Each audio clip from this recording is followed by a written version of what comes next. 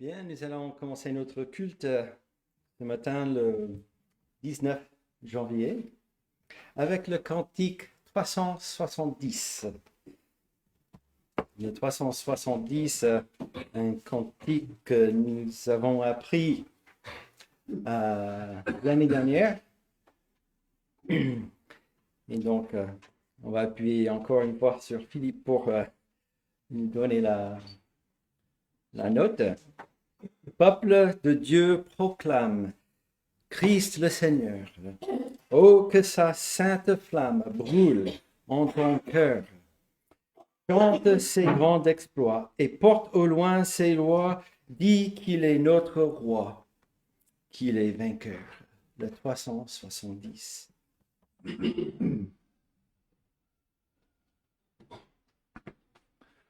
Peuple de Dieu, proclame Christ le Seigneur. Oh, que sa sainte flamme brûle en ton cœur. Chante ses grands exploits et porte au loin ses lois. Dis qu'il est notre roi, qu'il est vainqueur. L'heure est pressante et belle, il faut agir. Dedans la chapelle qui veut s'offrir. Troupe du roi, partez, traitez la tout quitter, vaillamment lutter, Christ va venir. Faites partout silence, peuple nombreux. Notre Seigneur s'avance du haut des cieux. Il est celui qui vient, le sceptre d'or il tient, et va régner sans fin, roi glorieux. Prions. Et notre Dieu, notre Père céleste, nous te louons. Nous te bénissons car c'est toi qui nous as convoqués ici ensemble ce matin pour t'adorer. Toi qui es ce grand Dieu, majestueux, le seul Dieu, le Dieu tout-puissant, le Dieu créateur, le Dieu qui contrôle toutes choses, des choses qu'on ne voit pas, des choses que tu, avec ta sagesse infinie, tu mènes tout par ta volonté, ton dessein. Tu aussi es ce Dieu de justice, ce Dieu qui juge, car tu es ce Dieu qui ne supporte pas le péché, la désobéissance à tes commandements qui se trouvent dans ta parole. C'est toi qui t'es révélé et nous a donné cette révélation pour te connaître qui tu es. Tu nous as donné ton Fils et par lui, par Jésus-Christ, nous pouvons venir à toi pour te connaître. Tu, effectivement, es ce Dieu qui ne supporte pas le péché, mais tu es ce Dieu de grâce qui aussi, tu as pourvu ce moyen d'être réconcilié à toi par la vie, le sacrifice de Jésus-Christ, notre Sauveur, ton Fils. Et souvent nous te louons pour qui tu es et nous disons la même chose au début de chaque culte. C'est pas un rituel, c'est parce que tu es ce Dieu qui est toujours le même, ce Dieu qui ne change pas. Et nous sommes, nous reconnaîtrons que nous sommes nés tous avec cette même maladie, ce péché en nous, dans cet état naturel. Nous n'avons pas cette affection, cet amour pour toi, pour Christ. Il n'est pas naturel. Oh, il y a quelque chose qui doit changer en nous pour t'aimer. Et c'est toi qui l'opères. Ça ne vient pas de nous. C'est en dehors de nous ce changement de cœur. Tu as changé nos cœurs de pierre en cœur de chair, ta parole nous dit. Tu es ce chirurgien le plus radical. Et ce changement vient de toi. Avant, nous étions hostiles, morts, froids, indifférents à toi. Mais après de cette opération que tu fais en nous, en chacun de tes enfants, nous sommes attirés à toi, nous sommes inclinés vers toi, nous avons cet désir pour t'obéir, désir pour te suivre, de suivre ta parole, parce qu'elle est la vie, elle est la sagesse. Et notre Dieu, souvent nous manquons de sagesse. Nous sommes faibles, attirés par toutes sortes de choses qui vous tirent dans la direction opposée à toi. Et nous t'implorons que tu nous aides ce matin par ton esprit, non seulement t'adorer, de louer toi, ce grand Dieu, mais aussi nous aider à être instruits par ta parole. Nous prions la même chose pour ton Église, pour ceux qui sont isolés, pour ceux qui ne sont pas réunis avec d'autres croyants, qui sont peut-être même dans la détresse, qui sont dans l'angoisse. Notre Dieu, que tu sois présent pour eux, que tu les consoles avec ton esprit qui est en eux. Nous prions pour les assemblées partout qui se réunissent pour proclamer Christ, le Seigneur. Nous pensons à les églises avec nos chers amis en Suisse, et nous pensons à l'église anglophone à Lausanne, que tu les bénis, et que chacun qui sont là, qui resteront pas en Suisse, qui rentrent dans leur pays, qui emmènent ce message. Nous pensons à l'église de Sion, que tu bénis cette église, que tu donnes vraiment l'encouragement de ta parole qui vient de toi. Que tu fortifies ton église en Angleterre, ici en France, en Afrique, en Australie, en Amérique, même jusqu'en Sibérie, et que ton peuple sache que tu es ce Dieu qui prend soin de eux, ce Dieu qui est doux envers eux, en ton Fils Jésus-Christ. C'est en lui nous te demandons ces choses. Amen. Je vous invite à chanter un autre cantique, le 323. Celui-là, j'appuie sur Philippe encore une fois. J'avais demandé si on le connaissait. Moi, je ne suis pas sûr. Philippe a dit. C'est bon. diaconie. Donc, chantons 323, commence par « Quand ma route est obscure, qu'à peine une lueur m'éclaire et me rassure, je regarde au Sauveur. » Le 323.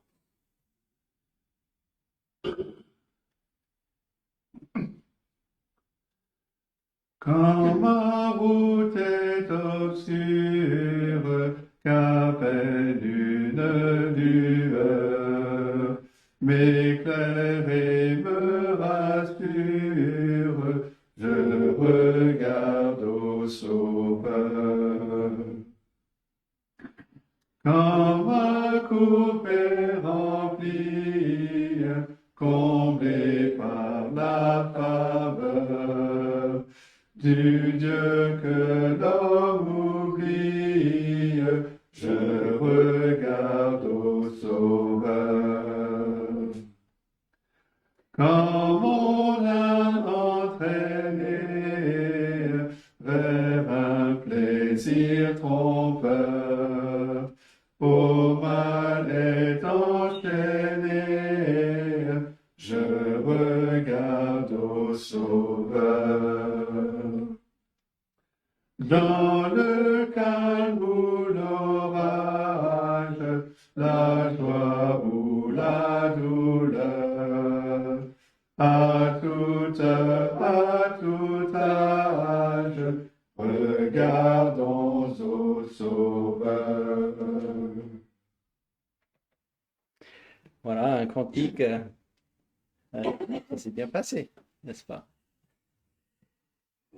Alors, qui parle de cette route obscure, n'est-ce pas? Et nous avons cette image, métaphore d'un chemin, de ce marche ici-bas avec le Seigneur. Et aussi, cette année, début d'année, nous cherchons la sagesse souvent, n'est-ce pas? Avec les grandes décisions à prendre, nous voulons prendre des décisions sages, n'est-ce pas? Des bonnes décisions. Alors, nous allons dans le livre par excellence pour la sagesse, n'est-ce pas? Proverbes, dans le livre de Proverbes. On commence par la crainte de la sagesse. Le commencement de la sagesse, c'est le crainte de l'Éternel, n'est-ce pas? Mais nous allons lire dans le chapitre 4. Alors souvent, c'est vrai, on va chercher la sagesse pour les grandes décisions. Souvent, on oublie que la vie est faite de petites décisions tous les jours. Et chaque pas qu'on marche sur ce chemin, n'est-ce pas? Et il faut regarder là. Parce que là, de vivre tous les jours, ça s'accumule à des grandes décisions, n'est-ce pas? Et que nous puissions regarder dans ce côté-là, des petites décisions sont en fait très importantes. Alors, voilà, nous allons lire un petit peu de cette image dans Proverbe de ce chemin de la sagesse et aussi dans la poésie hébraïque, on dit souvent c'est aussi contrasté avec l'opposé pour souligner le chemin. Donc nous avons la semaine de sagesse et l'autre chemin, n'est-ce pas, des méchants. Donc on va essayer d'attirer au milieu. Ici, nous allons lire à partir de verset 11 dans Proverbe chapitre 4. Voilà le père qui parle à son fils. Il dit, « Je te montre la voie de la sagesse, je te conduis dans les sentiers de la droiture. Si tu marches, ton pas ne sera point gêné. Et si tu cours, tu ne chanceleras point. Retiens l'instruction, ne t'en dessaisis pas, garde-la, car elle est ta vie. N'entre pas dans le sentier des méchants, et ne marche pas dans la voie des hommes mauvais. Évite-la, n'y passe point. Détourne-t'en et passe outre. Car il ne dormirait pas s'il n'avait fait le mal. Le sommeil leur serait ravi s'il n'avait fait tomber personne. Car c'est le pain de la méchanceté qu'ils mangent, c'est le vin de la violence qu'ils boivent. Le sentier des justes est comme la lumière resplendissante, dont l'éclat va croissant jusqu'au milieu du jour. La voie des méchants est comme les ténèbres, ils n'aperçoivent pas ce qui les fera tomber. Mon fils, sois attentif à mes paroles, prête l'oreille à mes discours, qu'ils ne s'éloignent pas de tes yeux. Garde-les dans le fond de ton cœur, car c'est la vie pour ceux qui les trouvent. C'est la santé pour tout leur corps. Garde ton cœur plus que toute autre chose, car de lui viennent les sources de la vie. Écarte de ta bouche la fausseté, éloigne de tes lèvres les détours. Que tes yeux regardent en face et que les paupières se dirigent devant toi. Considère le chemin par où tu passes et que toutes tes voies soient bien réglées. Ne te détourne ni à droite ni à gauche et écarte ton pied du mal. Et jusqu'à là, la lecture ici dans la parole de Dieu. Et je reviens sur le verset 13. Retiens l'instruction, ne t'en dessaisis pas, garde-la car elle est ta vie. Et nous voyons ce rapport, la sagesse, la vie et Christ. Rappelez-vous en Corinthiens, excusez-moi, l'apôtre Paul dit « Or, c'est par Dieu que vous êtes en Jésus-Christ, qui, par la volonté de Dieu, a été fait pour nous sagesse. » Une petite partie de ce verset 30 du premier chapitre de 1 Corinthiens. Et je vous invite à chanter le numéro 160.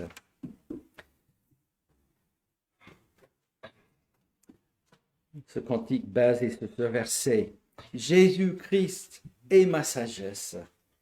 Il éclaire mon chemin. Et je marche en ma faiblesse, conduit par sa sûre-main. Il éclaire mon chemin, il éclaire mon chemin. Je marche en ma faiblesse, conduit par sa sûre-main. Le 160.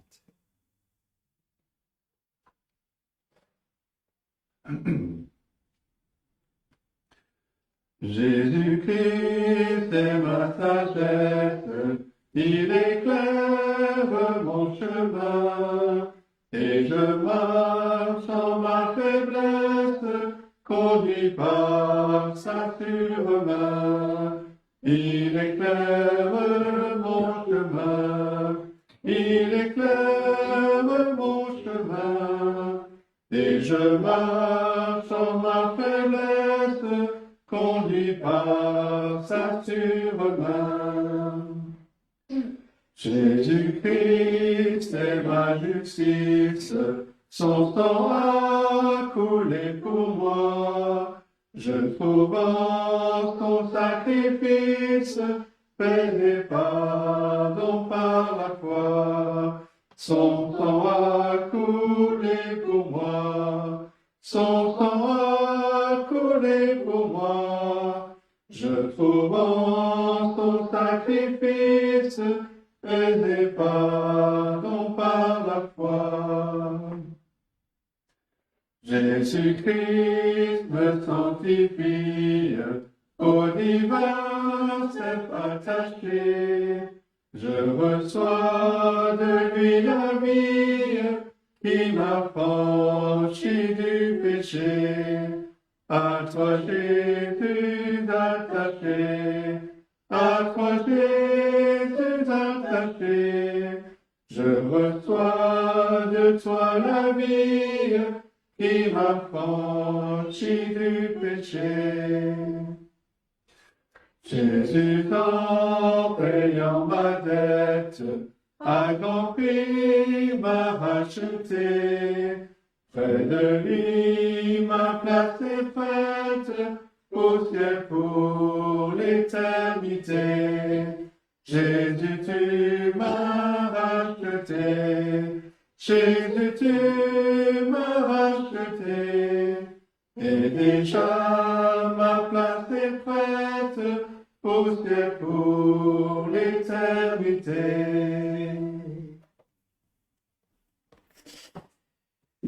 Près de lui, ma place est prête au ciel pour l'éternité, n'est-ce pas? Et déjà, ma place est prête.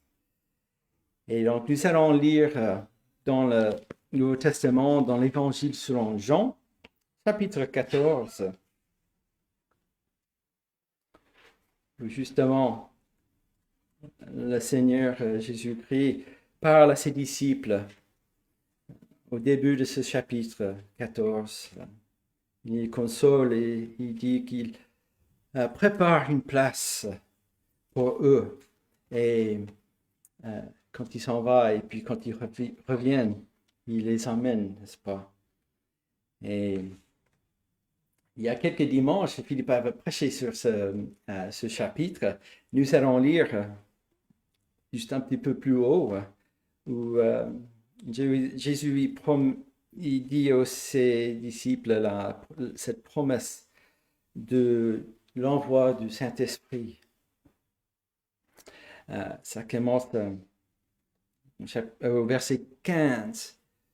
Et juste avant ça, il dit, vous savez où je vais et vous en savez le chemin. Et puis il dit, je suis le chemin, la vérité et la vie. Et puis il continuait à leur consoler. Verset 15. Si vous m'aimez, gardez mes commandements, et moi je prierai le Père, et il vous donnera un autre consolateur, afin qu'il demeure éternellement avec vous. L'Esprit de vérité que le monde ne peut recevoir, parce qu'il ne le voit point et ne le connaît point. Mais vous le connaissez, car il demeure avec vous, et il sera en vous. Je ne vous laisserai pas orphelins, je viendrai à vous. Encore un peu de temps, et le monde ne me verra plus, mais vous me verrez, car je vis, et vous vivrez aussi. En ce jour-là, vous connaîtrez que je suis en mon Père, que vous êtes en moi, que je suis en vous. Celui qui a mes commandements et qui les garde, c'est lui qui m'aime, et celui qui m'aime sera aimé de mon Père. Je l'aimerai et je me ferai connaître à lui. Jusqu'à là, la lecture. Et quelle merveilleuse promesse, consoler ses disciples et aussi pour l'Église, n'est-ce pas, l'espérance de Christ avec nous, par cet esprit. On voit bien cet envoi actif, Dieu le Père et Dieu le Fils, et cet esprit de vérité, c'est toi en un. Je vous invite maintenant à chanter le 246.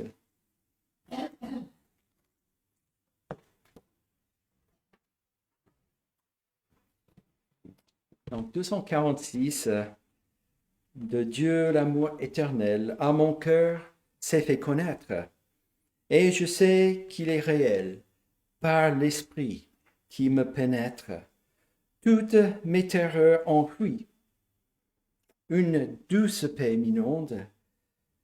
Aux sécurités profondes, il est témoin et je suis à lui. Nous chantons la 246.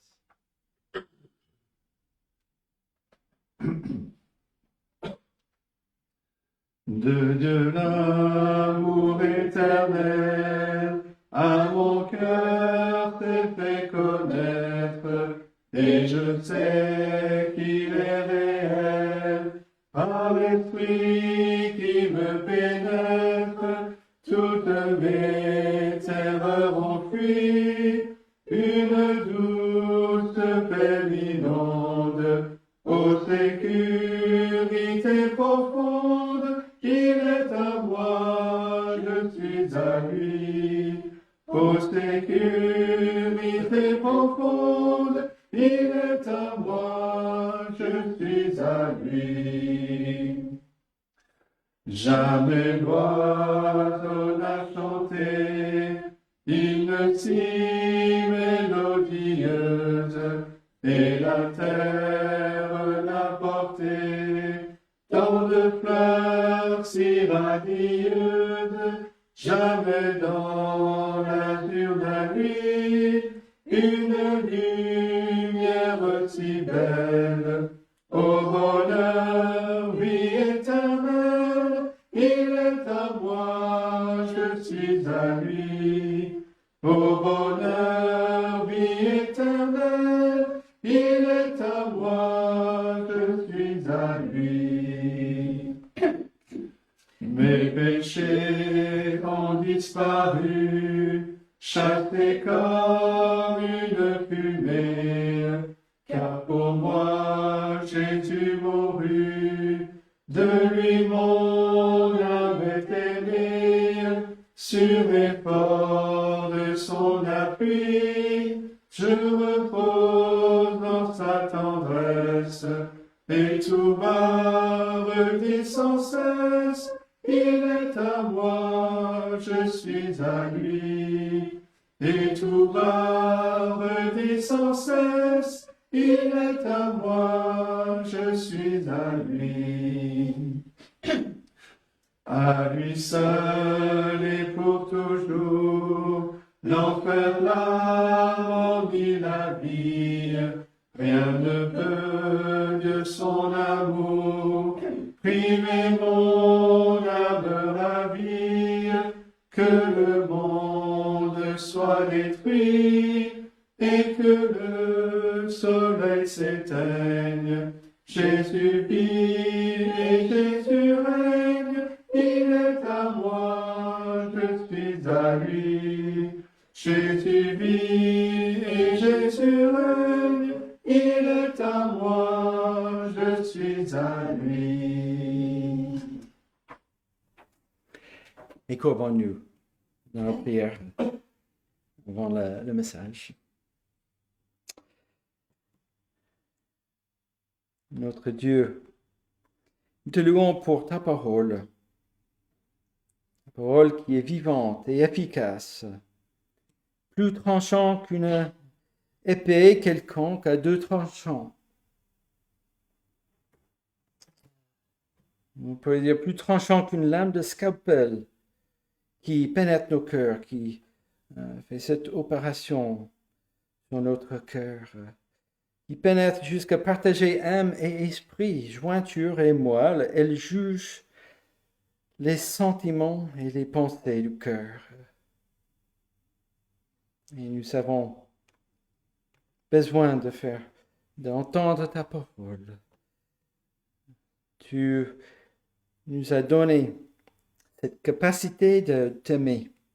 Nous changeons nos cœurs et nous voulons te connaître de plus en plus pour que cet amour grandisse, de t'obéir. Tu nous dis dans ta parole, tu nous appelles à t'aimer avec tout notre cœur. Cette cœur de chair doit être nourri nourris par ta parole. Cet esprit de vérité qui nous aide à être nourris, consolés, fortifiés tous les jours. Nous avons besoin que cette parole, non seulement de la lire, mais aussi qu'elle soit expliquée, qu'elle soit proclamée, prêchée par la bouche d'un prédicateur, celui que tu as appelé, de proclamer ta parole publiquement, en présence à des hommes, des femmes, des enfants, dans l'adoration d'un culte à toi. Notre Dieu, nous demandons que ta parole puisse être prêchée dans la sagesse de ton serviteur, que tu puisses parler, ta parole puisse parler à travers lui, pénètre nos cœurs. Nous demandons, au nom de Jésus-Christ, notre Sauveur, ces choses. Amen. Je vous invite à chanter le 214 et Philippe qui apporte le message. Est-ce que j'ai fait une erreur? 215. Voilà. Moi aussi, j'ai regardé pas le bon ligne dans ma liste. Chantons le 215. Toi qui disposes de toutes choses et nous les donnes chaque jour, reçois au Père notre prière de reconnaissance et d'amour. Le 215.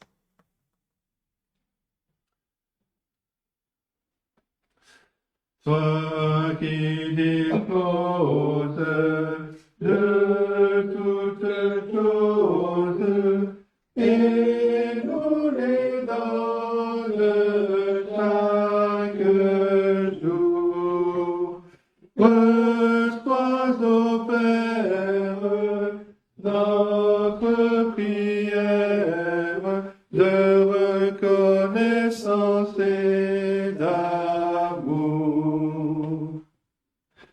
Le don suprême que ta main sème, c'est notre pardon, c'est ta paix. Et ta clémence, trésor immense, est le plus grand de tes bienfaits. Que par ta grâce, l'instant qui passe, serve à nous rapprocher de toi, et qu'à chaque heure, vers ta demeure, nos cœurs s'élèvent par la foi.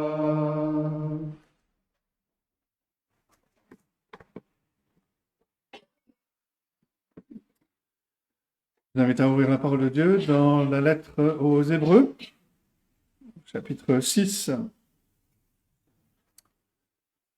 On a déjà vu qu'au chapitre 5, l'auteur a commencé à parler du Seigneur Jésus-Christ comme étant supérieur au souverain sacrificateur de l'ancienne alliance, qu'il est l'auteur d'un salut éternel pour tous ceux qui lui obéissent. Il a cité Melchisédek. Et avant de revenir à ce personnage de Melchisédek au chapitre 7, il est obligé de faire une parenthèse parce qu'il est confronté à un problème. Et on a vu la dernière fois le début de cette parenthèse où il s'adresse au problème de l'immaturité spirituelle. Et donc on va continuer et ce matin on va regarder les versets 4 à 8 du chapitre 6. Voici la parole de Dieu.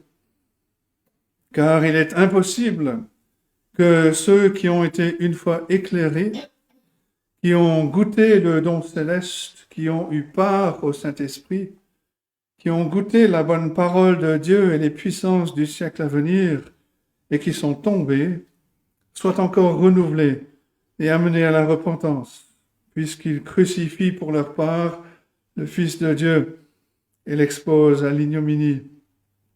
Lorsqu'une terre abreuvée par la pluie qui tombe souvent sur elle produit une herbe utile à ceux pour qui elle est cultivée, elle participe à la bénédiction de Dieu. Mais si elle produit des épines et des chardons, elle est réprouvée et près d'être maudite. Et on finit par y mettre le feu. Et c'est la parole de Dieu. Dans le club de basket local, l'élan Chalon, les coachs disent souvent que la meilleure attaque, c'est la défense. Mais l'auteur de la lettre aux Hébreux, il dirait l'opposé. La meilleure défense, c'est l'attaque. Et tout au long de cette lettre, l'auteur plaide pour une progression, une croissance dans la vie chrétienne, une avancée dans la vie chrétienne. Il veut que le croyant persévère, qu'il avance. C'est la seule manière d'être assuré, de grandir et de persévérer jusqu'à la fin. C'est le point de la troisième exhortation de cette lettre que l'auteur donne, que nous avons commencé à voir au chapitre 11, au chapitre 5 du verset et le verset 11.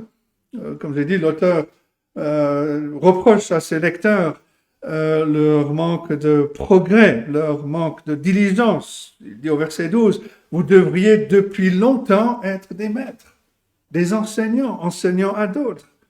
Mais ils n'avaient pas dépassé le stade de l'enfance spirituelle.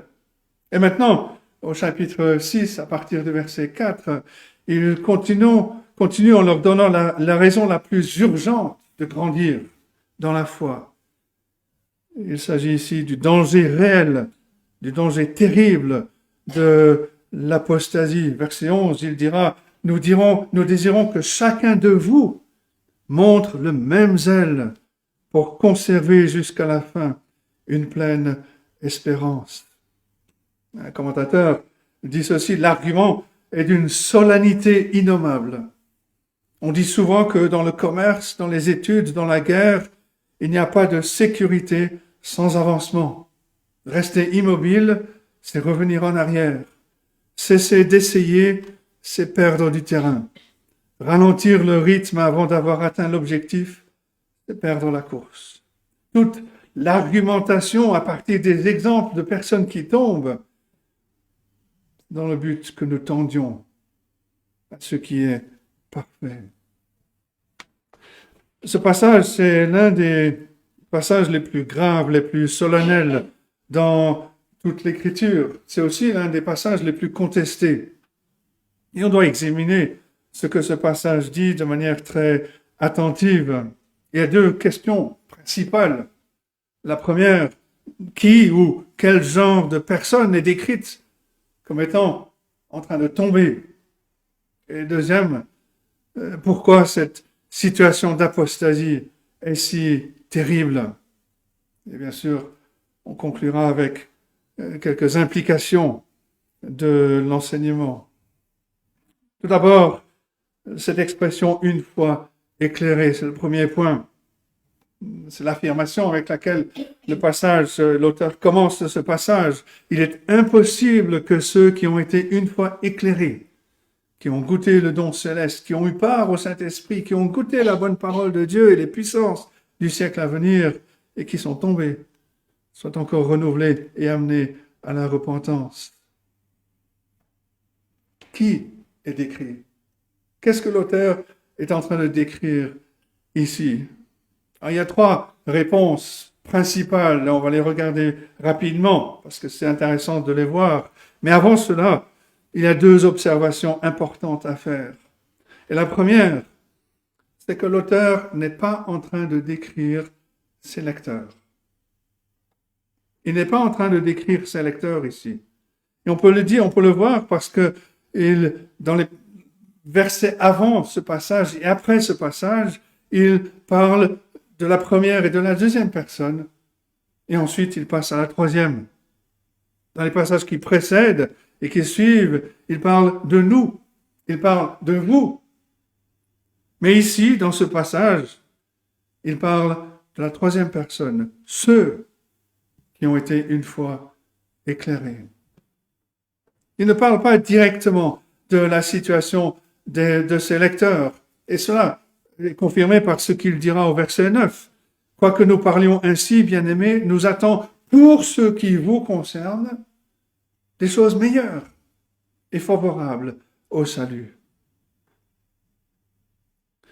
La deuxième chose qu'il faut noter, c'est que il ne faut pas penser que cela décrit une situation hypothétique. Ce n'est pas une hypothèse. Et plusieurs traductions donnent cette impression. Ils utilisent le terme si. Ils disent s'il tombe, mais ce n'est pas la traduction, ce n'est pas ce que le texte dit. Notre traduction le donne bien, c'est ceux qui sont tombés. Cette situation est réelle, très réelle. C'est une possibilité terrible qu'il faut éviter. Il s'agit de quelque chose qui arrive et qui arrivera à des personnes réelles. Ce n'est pas une hypothèse, c'est une réalité. Après ces deux observations, quelles sont donc les trois interprétations principales concernant l'identité de ces personnes? La première interprétation dit que cela parle du salut réel, c'est-à-dire des personnes qui ont été converties, qui ont possédé une véritable foi qui sauve en Jésus-Christ et qui tombent. La raison de cette interprétation semble presque évidente quand on voit à quel point les déclarations sont fortes. Ces personnes ont été une fois éclairées. Cela semble indiquer la conversion, tout comme le reste des arguments semble construire une image approfondie de personnes croyantes, de personnes régénérées. Ce sont des gens qui ont goûté le don céleste, qui ont eu part au Saint-Esprit, qui ont goûté la bonne parole de Dieu et les puissances du siècle à venir. Et des hommes qui ont marqué l'histoire de l'Église, qui ont adopté cette interprétation. John Wesley, par exemple, pasteur, évangéliste, fondateur du mouvement méthodiste, a fait grand cas de ces versets. Et il écrit ceci: ne doit-on pas faire comprendre à toute personne sans préjudice que les expressions utilisées ici sont fortes et si claires qu'elles ne peuvent être comprises que pour décrire un croyant véritable? Et les gens qui défendent cette position vont citer ces versets comme une preuve clé contre l'assurance du salut ou contre la sécurité éternelle. Mais John Wesley continue, il dit: sur cette autorité, je crois qu'un saint peut tomber, que celui qui est saint ou juste dans le jugement de Dieu lui-même puisse néanmoins tomber si loin de Dieu qu'il périsse éternellement. Alors si cette argumentation peut paraître convaincante, elle pose quand même de graves problèmes. Et le premier problème, c'est que cette interprétation contredit directement tous les passages qui enseignent la sécurité de ceux qui sont en Christ. On a lu un passage ce matin. On a lu cette réalité de ceux qui appartiennent à Christ, ont la certitude d'être avec lui pour l'éternité. Et cela nous donne un principe clé de l'interprétation biblique. Puisque Dieu est l'auteur ultime de toute la Bible et que Dieu est infaillible, que Dieu est vrai, il ne peut pas y avoir d'incohérence fondamentale dans les Écritures. Et cela signifie que si on est confronté à un passage difficile, on doit interpréter ce passage à la lumière du reste des Écritures, qui sont plus claires. Et c'est important ici, parce que l'interprétation de John Wesley et de ceux qui le suivent nie catégoriquement les déclarations de l'Écriture, comme celle du Seigneur Jésus-Christ en Jean 10, verset 28, « Je leur donne la vie éternelle. Elles ne périront jamais, personne ne les ravira de ma main. Mon Père qui me les a donnés est plus grand que tous, personne ne peut les ravir de la main de mon Père. » Il y a d'autres déclarations, en Jean 6, versets 36 à 40, Romains 8, et Philippiens 1, verset 6, qui nous dit que celui qui a commencé en vous cette bonne œuvre, la rendra parfaite pour le jour de Jésus-Christ. Le deuxième problème que cette interprétation de John Wesley amène, c'est que elle se contredit ce que ce chapitre même de la lettre aux Hébreux nous dit. Et cela nous donne un deuxième principe d'interprétation, c'est qu'on doit interpréter un passage non seulement à la lumière de l'Écriture entière, de toute l'Écriture, mais aussi à la lumière du contexte de l'auteur, de ce qu'il dit l'auteur dans ce passage. Et dans le cas présent, l'auteur va conclure ce chapitre 6 par une déclaration d'assurance très forte pour tous ceux qui ont reçu l'Évangile. L'auteur est peut-être conscient que de la conclusion erronée que certains peuvent en tirer. Il dit au verset 17, il parle de l'immuabilité de la résolution de Dieu à l'égard des héritiers de la promesse. Il conclut, il parle de la promesse d'alliance de Dieu à Abraham, verset 17 et suivant. C'est pourquoi Dieu, voulant montrer avec plus d'évidence aux héritiers de la promesse l'immuabilité de sa résolution, intervient par un serment, afin que par deux choses immuables par lesquelles il est impossible que Dieu mente, nous trouvions un puissant encouragement. Nous, dont le seul refuge a été de saisir l'espérance qui nous était proposée, cette espérance, nous la possédons comme une ancre de l'âme, sûre et solide, elle pénètre au-delà du voile, là où Jésus est entré pour nous comme précurseur, ayant été fait souverain sacrificateur pour toujours, selon l'ordre de Melchisédek. Et on n'a pas ici les mots de quelqu'un qui veut transmettre une insécurité aux croyants, un sentiment d'insécurité à ceux qui croient, qui regardent le Seigneur Jésus-Christ.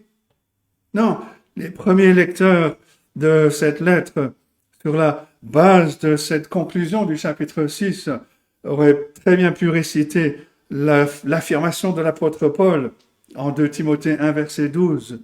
« Car je sais en qui j'ai cru. Je suis persuadé qu'il a la puissance de garder mon dépôt jusqu'à ce jour. » Donc la première interprétation, celle de John Wesley et d'autres, mais John Wesley en particulier, n'est pas la bonne. La deuxième interprétation majeure nous dit que le langage décrit la participation à la vie de l'Église et aux moyens de grâce que l'on trouve dans l'Église. Et selon cette conception, une foi éclairée ferait référence au baptême. Et c'est vrai que dans les premiers siècles, deuxième siècle en particulier, il y a des preuves que ce langage cette terminologie était utilisée de cette manière. Goûter le don céleste parle de la scène, avoir part au Saint-Esprit parle de l'imposition des mains. Goûter la bonne parole de Dieu correspond à prêcher dans l'Église, et les puissances du siècle à venir indiqueraient les signes, les prodiges qui accompagnaient la prédication originelle de l'Évangile que l'auteur a déjà mentionné au chapitre 2. C'est une image intéressante. Elle peut s'appliquer à ceux qui ne sont jamais arrivés à la foi en Jésus-Christ. Ces personnes jouissent des privilèges extraordinaires parce qu'ils sont en lien avec les croyants, ils sont avec des croyants, mais eux-mêmes ne le sont pas. Effectivement, le langage qui est utilisé suggère un contact avec les moyens de grâce que l'on trouve dans l'Église, mais c'est beaucoup plus probable que ces images ne font pas une référence directe aux moyens de grâce, mais plutôt à l'expérience du peuple de Dieu. Et donc, on arrive à la troisième interprétation majeure, celle qui interprète mieux ce texte. On a déjà dit que la lettre aux Hébreux contient 5 exhortations majeures. Nous sommes en train de regarder la troisième. Et chacune des 4 autres fait référence à une situation dans l'Ancien Testament. La longue exhortation des chapitres 3 et 4 fait de l'Exode un contre-modèle fondamental pour la vie chrétienne. Et il est très probable que l'auteur, que cela reste dans l'esprit de l'auteur ici au chapitre 6. Rappelons-nous que cette lettre a été écrite pour montrer que l'ancienne alliance pointait et était accomplie en Jésus-Christ. C'est ce que l'auteur veut souligner.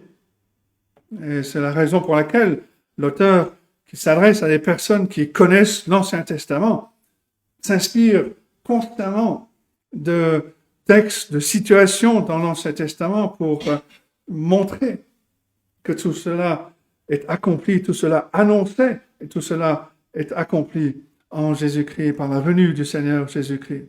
C'est une méthode qu'il utilise tout au long de sa lettre. Il n'y a aucune raison qu'il n'applique pas cette méthode dans ce passage. Il tire son imagerie de la vie d'Israël. Il regarde à l'Exode comme une toile de fond de son explication. En gardant cela à tête, on peut voir que l'auteur propose une terminologie qui permettait aux chrétiens d'origine juive de se connecter avec le symbolisme de l'Exode. Et selon cette conception, une fois éclairée, peut faire référence à la colonne de lumière qui a guidé les 12 tribus dans le désert. L'auteur de cette lettre ne veut pas dire que ces chrétiens ont littéralement vu le nuage de feu, mais plutôt qu'ils ont expérimenté ce que cela signifiait. Et il va reprendre la même idée un peu plus loin, au chapitre 10, en décrivant qu'ils ont reçu la connaissance de la vérité pour les guider dans cette vie. Et le même genre de connexion peut être fait avec chaque élément que l'on peut voir dans l'Ancien Testament, comme la manne qu'Israël a mangée dans le désert, la parole de Dieu qui est venue par Moïse, les œuvres étonnantes de la puissance de Dieu qui ont amené la délivrance d'Israël du pays d'Égypte. Et quel est le but de tout cela? Et on l'a vu dans les chapitres 3 et 4. La grande majorité de ceux qui ont quitté l'Égypte avec Moïse n'est pas entrée dans le terre de la promesse. Elle s'est rebellée contre le Seigneur. Et cela donne une image terrible de l'apostasie, comme on peut le voir dans toute l'Écriture. L'avertissement, donc, c'est que comme ceux qui ont quitté l'Égypte en faisant partie d'Israël, nous pouvons avoir une expérience très réelle de la puissance de Dieu par notre participation, notre lien avec la vie de l'Église. Et en vertu de notre lien avec le peuple de Dieu, en mettant au milieu du peuple de Dieu, on peut avoir les très grands privilèges décrits dans notre texte. Et pourtant, ne pas entrer réellement dans le salut. On sera éclairé par la connaissance. On va rencontrer, profiter peut-être de la vraie puissance spirituelle. On pourra être influencé, béni de toutes parts, de toute façon. C'était la situation de ceux qui ont quitté l'Égypte dans l'Exode. Et au milieu du désert, au milieu des épreuves, ils sont partis en rébellion contre Dieu. Ils ont été jugés par Dieu, de sorte qu'ils sont morts dans le désert. Comment cela peut-il se produire? Cela peut nous arriver si notre cœur est dur envers Dieu, malgré nos privilèges.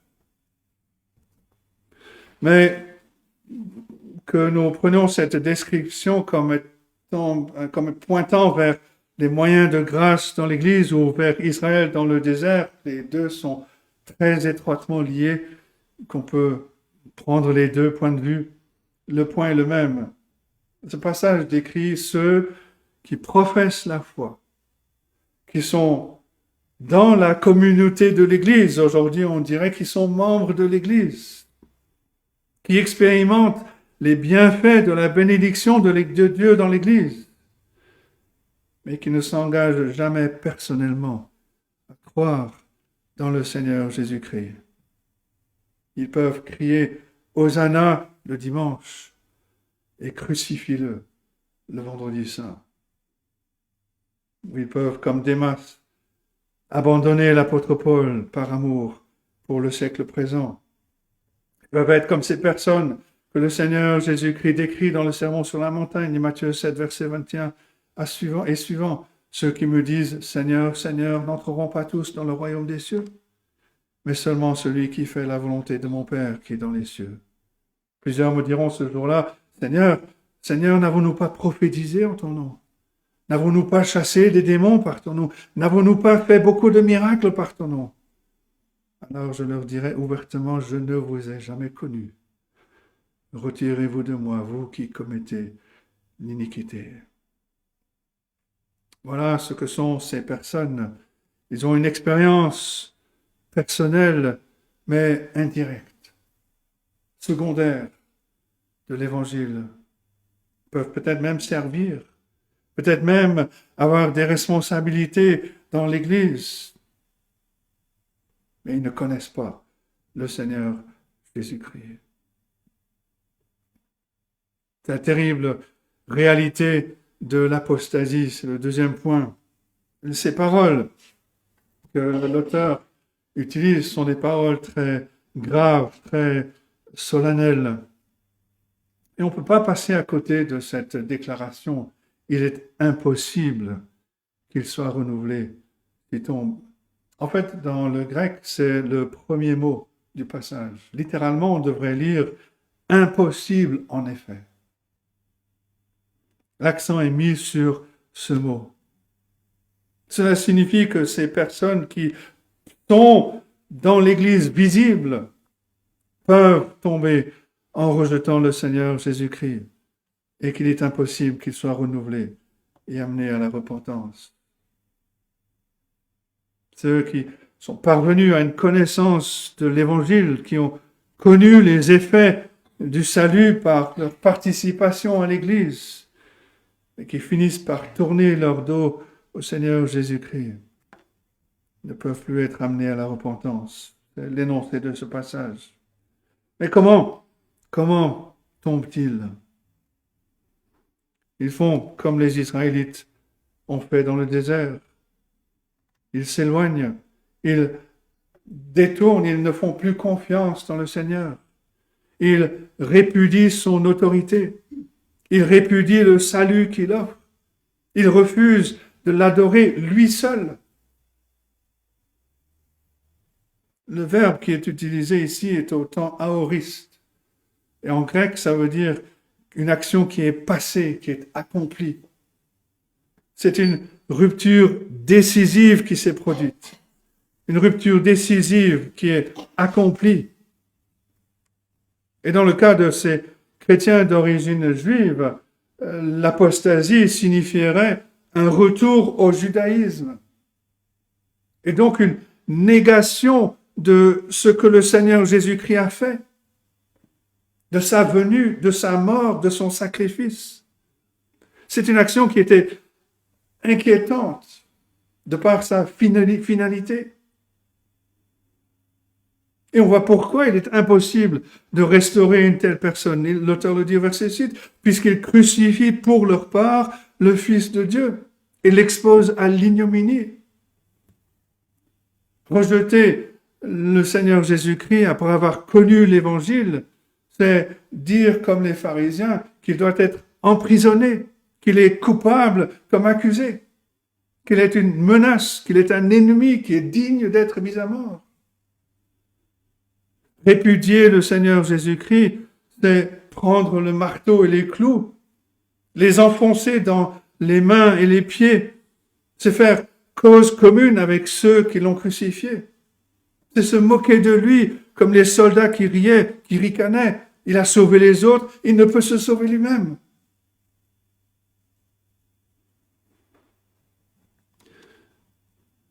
Et si le verbe est au temps aoriste, l'auteur passe au présent quand il parle de crucifié. Et là, il parle de choses actuelles, quelque chose de persistant. Ce qui s'est passé dans le passé a conduit à un état de cœur présent, un état qui est analogue à l'attitude de ceux qui ont crucifié le Seigneur Jésus-Christ. Cet état actuel rend impossible tout retour. Et tentant de conclure que ce qui est dit ici, c'est que les gens qui rejettent le Seigneur Jésus-Christ ne peuvent pas être sauvés parce qu'ils ne se repentent pas. Mais ce n'est pas ce que l'auteur dit. Ce qui est souligné, c'est que les gens qui sont décrits ici ne sont pas en mesure de se repentir. Ils ne sont pas en mesure de retourner à la foi en Jésus-Christ pour le salut à cause de l'effet durcissant de leur apostasie. Bien entendu, on peut toujours laisser la place à la puissance souveraine de Dieu. En rappelant les paroles du Seigneur Jésus-Christ à ses disciples en Matthieu 19, verset 26, aux hommes, cela est impossible, mais à Dieu, tout est possible. Et c'est une distinction à faire pour comprendre encore ce passage. Là encore, une question de traduction va permettre, je pense, d'éclairer un peu. Le texte grec ne dit pas, car il est impossible que ceux qui sont tombés soient encore renouvelés. Là, c'est notre traduction. Mais on devrait plutôt lire, il est impossible de renouveler ceux qui sont tombés. On n'est pas capable de les renouveler. Mais cela ne signifie pas que Dieu ne peut pas les renouveler. En fait, aussi longtemps que l'Évangile se répand, on ne doit jamais désespérer de sa puissance pour sauver quelqu'un. Le but ici, ce n'est pas de nier l'apostasie comme étant une situation réelle, terrible, ou d'adoucir la déclaration de l'auteur que les vrais apostats sont dans un état spirituel épouvantable. Non, le point est plutôt que nous ne devrions jamais cesser de tendre la main aux autres avec l'Évangile. Même s'il semble être tombé de la manière décrite dans ce passage, parce que l'Évangile est une puissance de Dieu pour le salut de quiconque croit. C'est vrai que c'est affreux de penser à un chrétien professant, quelqu'un qui professe la foi en Jésus-Christ et qui répudierait le Seigneur. Mais on a l'exemple de Pierre. On a l'exemple de Pierre comme quelqu'un qui a renié le Seigneur Jésus-Christ, que le Seigneur a ramené à la foi. Il a été un apôtre important.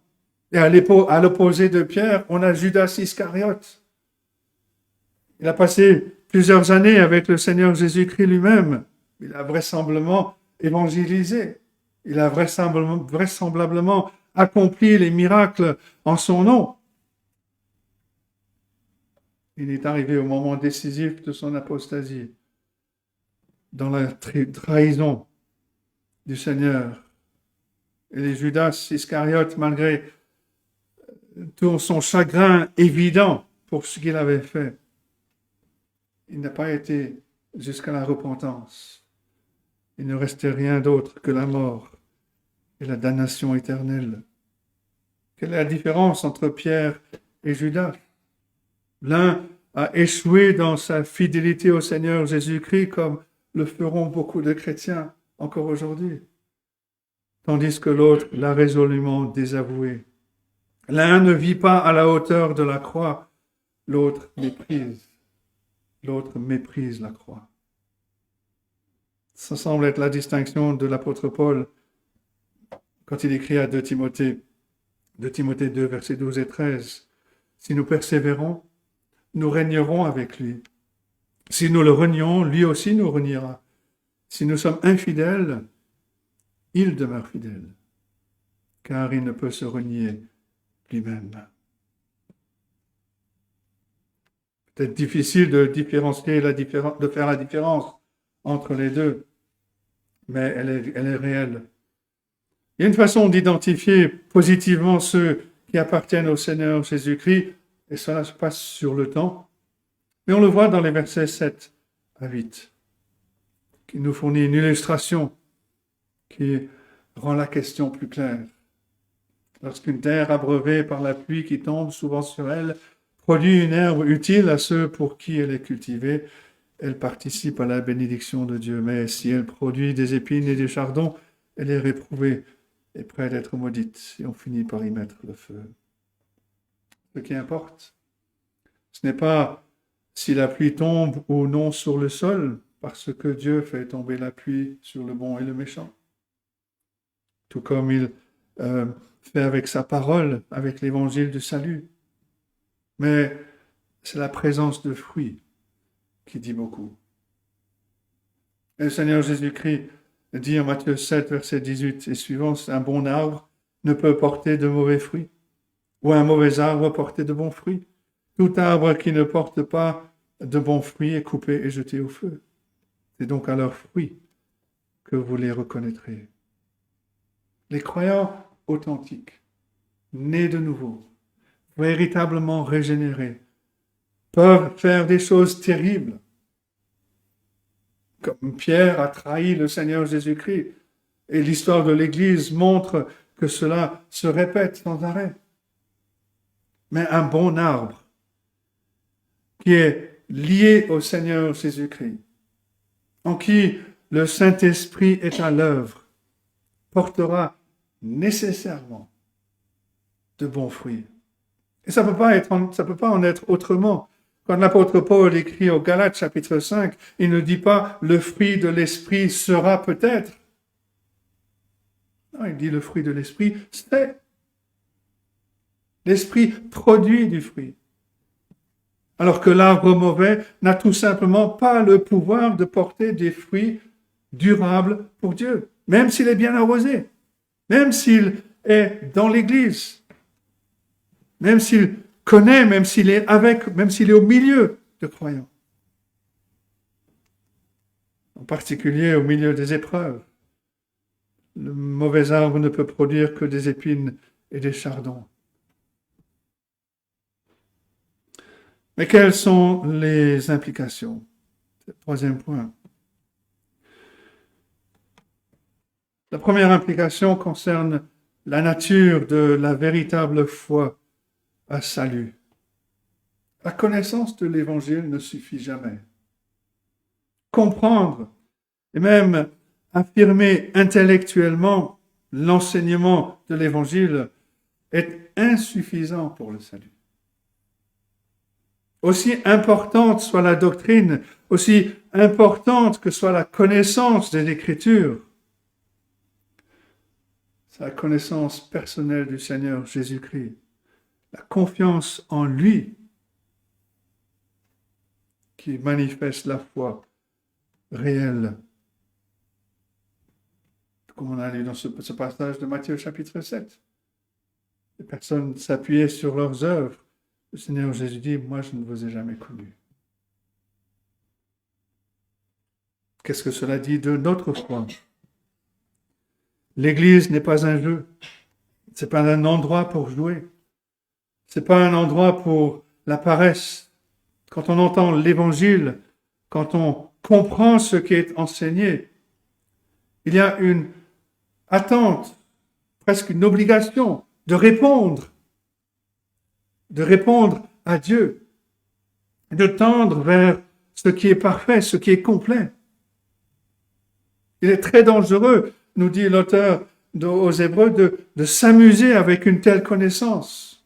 Si on reporte notre obéissance, si on n'avance pas, on court le risque de tomber. La deuxième implication, c'est que la preuve de notre foi est le fruit que nous portons. Et c'est sûrement de cette façon que ce passage s'inscrit dans le contexte global de cette lettre. L'auteur a exhorté ses lecteurs à persévérer jusqu'à la maturité.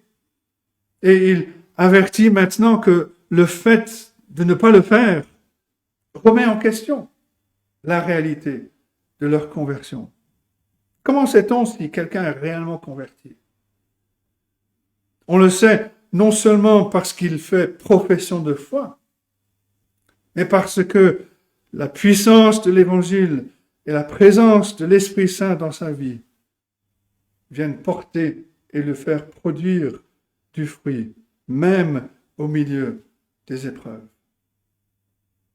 Bien entendu, on doit toujours être prudent. On doit admettre notre incapacité à lire le cœur des hommes et des femmes.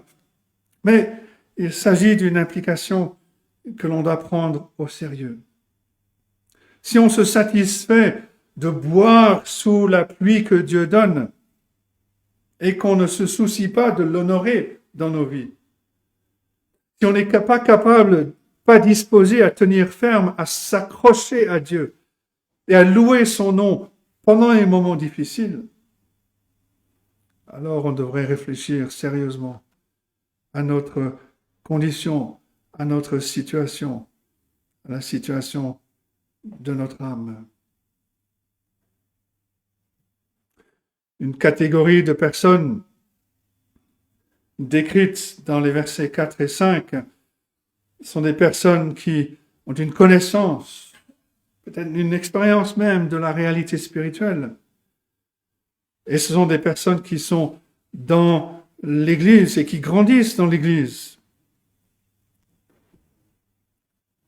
Et pour les jeunes dans l'Église, il est facile pour eux de reproduire des versets ou des slogans qu'ils ont entendus pendant leur jeunesse.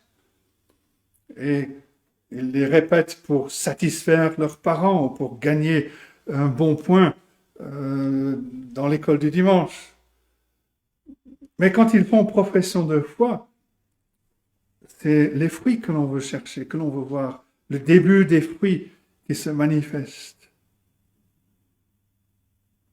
Et donc on doit prier pour nous, pour nous-mêmes, que nous soyons l'exemple d'une foi réelle, d'une foi attrayante.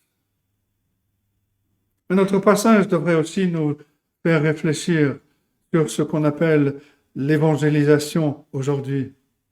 Dans beaucoup d'endroits, semble-t-il, on veut simplement faire croître, grandir le nombre de personnes dans l'assemblée et passer ensuite à la conversion suivante. Et lorsque ces personnes renient le Seigneur Jésus-Christ, qu'ils n'ont jamais réellement connu, ils sont laissés dans un état pire qu'ils ont été au début. Le passage nous dit sûrement que l'évangélisation et le discipulat, c'est-à-dire faire des disciples, enseigner des disciples, ne peuvent jamais être séparés. Tout comme la conversion est manifestée et prouvée par les fruits spirituels que l'on porte. Et cela conduit à une dernière considération. Que dit le passage sur l'idée de la sécurité éternelle, de l'assurance du salut? Comment puis-je être sûr? Comme j'ai dit, le langage est sombre et solennel ici. Il représente des professants, des personnes sans doute membres de l'Église qui ne connaissent pas le Seigneur Jésus-Christ et qui tombent ensuite dans un état désespéré. Un commentateur dit ceci: mon assurance du salut n'est pas quelque chose que je peux emporter avec moi comme un billet de train ou un billet de banque à utiliser selon les besoins. Mon assurance du salut est seulement à trouver dans la communion vivante avec le Seigneur Jésus-Christ, dans l'amour et l'obéissance. C'est pour cette raison, il me semble que la théologie réformée a sagement évité l'utilisation du terme sécurité éternelle. Elle a plutôt mis l'accent sur la persévérance des saints. Et c'est l'accent sur lequel l'auteur insiste. Un commentateur illustre cela en racontant l'histoire d'un calviniste qui a été surpris de trouver un des prédicateurs qui suivait John Wesley et qui était d'accord avec cet enseignement. Le calviniste a déclaré qu'il ne pensait pas que les disciples de John Wesley enseignaient la persévérance des saints. Et le prédicateur de Wesley a répondu: mon cher monsieur, vous avez été mal informé. On doute de la persévérance des pécheurs. Et il a raison. Ce sont les saints qui persévèrent. Ce sont ceux qui sont unis à Christ par la foi, ceux qui ont la vie de Christ en eux, ceux qui sont unis à lui par la foi, ceux qui marchent avec le Seigneur Jésus-Christ. Ce sont eux qui sont en sécurité. Ce sont eux qui persévèrent et qui persévéreront jusqu'à la fin. Alors, où allons-nous chercher l'assurance? On peut et on doit regarder au caractère immuable de Dieu, à la certitude de ses promesses. Ce qu'il a dit, il fait. Il tient ses promesses. On peut et on doit regarder à l'œuvre accomplie une fois pour toutes par le Seigneur Jésus-Christ. Une œuvre qui est suffisante pour tous nos besoins. On ne doit pas se tourner vers soi-même, vers la force de notre foi, vers la protection des diverses disciplines ou des méthodes spirituelles, aussi utiles soient-elles pour nous. Ce n'est pas nous-mêmes ou une méthode qui s'appuie sur la force humaine qui assure notre salut. C'est Dieu, Dieu lui-même. À la fin de sa lettre, l'auteur de ce livre va citer Jonas. Il dit ceci, Hébreux 13, versets 5 et 6, Dieu lui-même a dit, je ne te délaisserai point et je ne t'abandonnerai point. C'est donc avec assurance que nous pourrons dire, le Seigneur est mon aide, je ne craindrai rien. Que peut me faire un homme? L'assurance est quelque chose qui vient de la connaissance de Dieu, de la connaissance de ses promesses, de la connaissance personnelle du Seigneur Jésus-Christ, d'une foi, d'une dépendance personnelle en lui. C'est le résultat de l'exercice de la foi. Et c'est la même chose pour la sécurité. C'est par la foi que nous sommes en sécurité. C'est par la foi en Jésus-Christ que nous sommes en sécurité. La sécurité vient de cette confiance dans le Seigneur Jésus-Christ. De la persévérance jusqu'à la fin, par la puissance du Seigneur Jésus-Christ. La meilleure affirmation se trouve peut-être chez l'apôtre Paul dans sa lettre aux Philippiens, chapitre 3, verset 12, où il écrit « Mais je cours pour tâcher de le saisir, puisque moi aussi j'ai été saisi par Jésus-Christ. J'ai été saisi par lui et je cours pour tâcher de le saisir. Ne restons donc pas immobiles. Avançons, prenons l'offensive. Comme l'apôtre Pierre le dit dans sa deuxième lettre, chapitre 3, verset 18, croissez dans la grâce et la connaissance du Seigneur et Sauveur Jésus-Christ. Continuons, avançons, persévérons dans la foi. C'est le chemin de l'espérance, de la joie dans le Seigneur. Si on trébuche, si on tombe, invoquons le Seigneur qui est riche en miséricorde et il nous relèvera. Avancez. C'est la meilleure façon de rendre grâce à Dieu pour ce don merveilleux de son salut en Jésus-Christ. C'est la manière de l'honorer aux yeux de ce monde, de vivre une vie utile en portant du fruit, un fruit véritable, un fruit qui durera éternellement, un fruit qui sera une bénédiction pour beaucoup. Regardons donc au Seigneur Jésus-Christ, regardons à Dieu lui-même, non pas à nous-mêmes, non pas avec ce que nous avons acquis comme connaissance, mais vivons dans cette dépendance seule au Seigneur Jésus-Christ et marchons, avançons, persévérons, poursuivons le chemin jusqu'au jour où nous serons avec lui dans la gloire. Que Dieu donc nous aide à nous examiner nous-mêmes, qu'il nous aide à comprendre ces choses et qu'il bénisse sa parole à nos cœurs.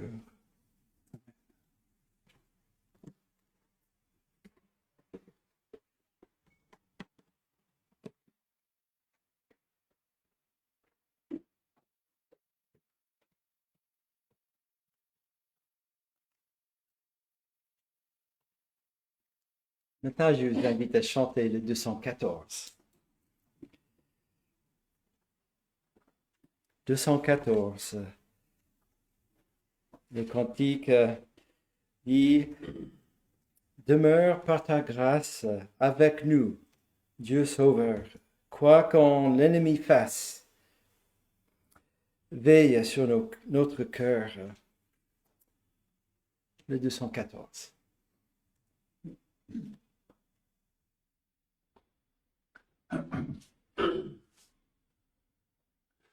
Demeure par ta grâce avec nous, Dieu Sauveur, quoi que l'ennemi fasse, veille sur notre cœur. Que ta sainte parole, chaque jour ici-bas, soit la seule boussole qui dirige nos pas. Éternelle lumière, que ta vive splendeur nous guide et nous éclaire et nous garde d'erreur. Étends sur nous ton aile et demeure à jamais. Avec nous, Dieu fidèle, répands sur nous ta paix. Et nous terminons notre culte avec ces versets dans la lettre aux Colossiens. C'est le début du chapitre 3. Si donc vous êtes ressuscités avec Christ, cherchez les choses d'en haut, où Christ est assis, à la droite de Dieu. Attachez-vous aux choses d'en haut et non celles qui sont sur la terre. Car vous êtes morts et votre vie est cachée avec Christ en Dieu. Quand Christ, votre vie, paraîtra, alors vous paraîtrez aussi avec lui dans la gloire. Amen. Et avec cet encouragement, je vous souhaite à tous un bon dimanche qui sont avec nous par la connexion et bonne semaine.